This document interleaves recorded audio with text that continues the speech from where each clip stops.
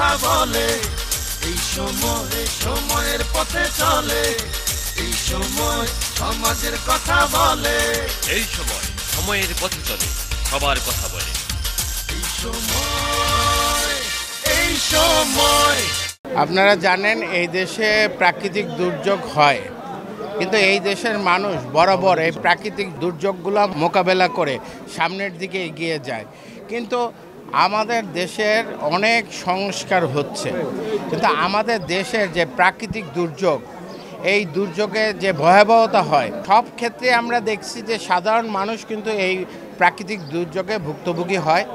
আর আমাদের পুরানো ঢাকার বিল্ডিং কোড মেনটেন করে কিন্তু ভবন তৈরি করা হয়নি। আমাদের এই পুরানো ঢাকাটা একটা অপরিকল্পিত শহর, যেহেতু অপরিকল্পিত শহর, তারপরও আমাদের তো এই পুরানো ঢাকাকে নিয়ে আমাদের বসবাস করতে হবে, এখানের গণমানুষকে নিয়ে আমাদের বসবাস করতে হবে। এখানে আমাদের যে রাজনৈতিক যে নির্দেশনা আছে, সেই রাজনৈতিক নির্দেশনায় যে আমরা একটি গণতান্ত্রিক সরকার যখন এই দেশে রাষ্ট্রীয় ক্ষমতায় অধিষ্ঠিত হবে, সেই সরকারের কাছে আমাদের সকল পুরানো ঢাকাবাসীর চাওয়া হচ্ছে যে এখানে যে বসবাস করে যে জনবসতি, বিশাল জনবসতি কিন্তু এই পুরান ঢাকায় বসবাস করে, আমাদেরকে নিশ্চয়তা দিতে হবে, আমাদের সরকার থেকে নিশ্চয়তা দিতে হবে, সরকার থেকে বিভিন্ন ব্যবস্থা নিতে হবে।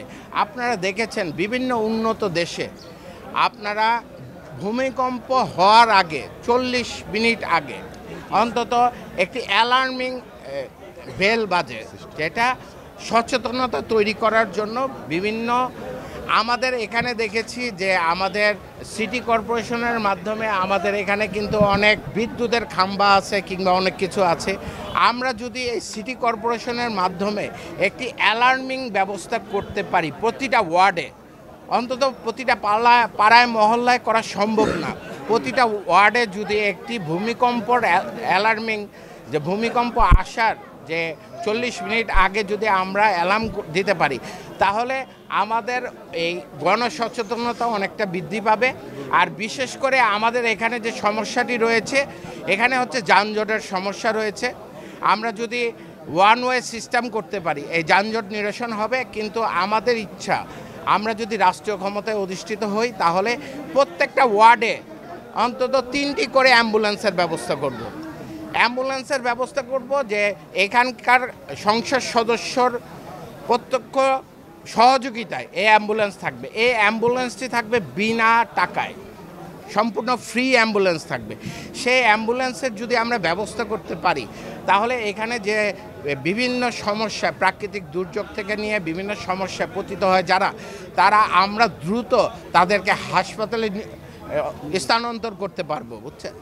তারপরে হচ্ছে আরও কিছু সমস্যা আছে এখানে রাস্তাঘাটেরও যেমন সরু, আমাদের বিল্ডিং কোডও মানা হয়নি অনেক ক্ষেত্রে। আমরা যদি রাষ্ট্রীয় ক্ষমতায় অধিষ্ঠিত হই, এখানে কিছু বিল্ডিং যেটা দীর্ঘ পুরাতন বিল্ডিং, 200 বছরের পুরাতন বিল্ডিং, আমরা এখানে হচ্ছে কি রাজুকটা কখনো দুর্নীতিমুক্ত হয়নি, রাজুকটা সবসময় দুর্নীতিগ্রস্ত ছিল। রাজুকের প্ল্যান পাস করার জন্য সবসময় টাকা দিয়েই করা হয়, রাজুক কিন্তু সঠিক নীতিমালা মেনটেন করে কিন্তু প্ল্যান পাস করায়নি। আমরা দেখেছি দীর্ঘ স্বৈরাচারের সরকারের সময় রাজুকের যে চেয়ারম্যান ছিল, তারা এই রাজুক প্রতিষ্ঠানটিকে একটি দুর্নীতির আখড়া হিসেবে প্রতিষ্ঠিত করেছিল।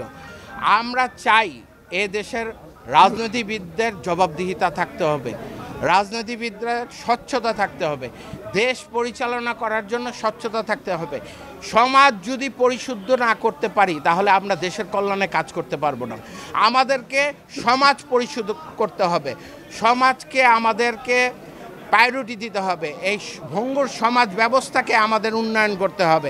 আমাদের প্রতিটি সেক্টর, সিটি কর্পোরেশন থেকে নিয়ে, রাজুক থেকে নিয়ে, রোডস অ্যান্ড হাইওয়ে থেকে নিয়ে, এইগুলা দুর্নীতিমুক্ত করতে হবে।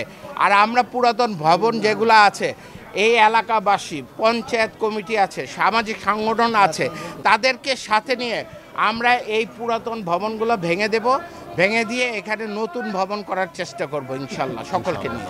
আজকে যারা মারা গিয়েছে, যাদের মায়ের বুক খালি হয়েছে, যারা ভুক্তভোগী, সে সকল পরিবারের প্রতি আমি সমবেদনা জ্ঞাপন করছি। তাদের যে কোনো সাহায্য সহযোগিতায় আমরা সবসময় পাশে আছি।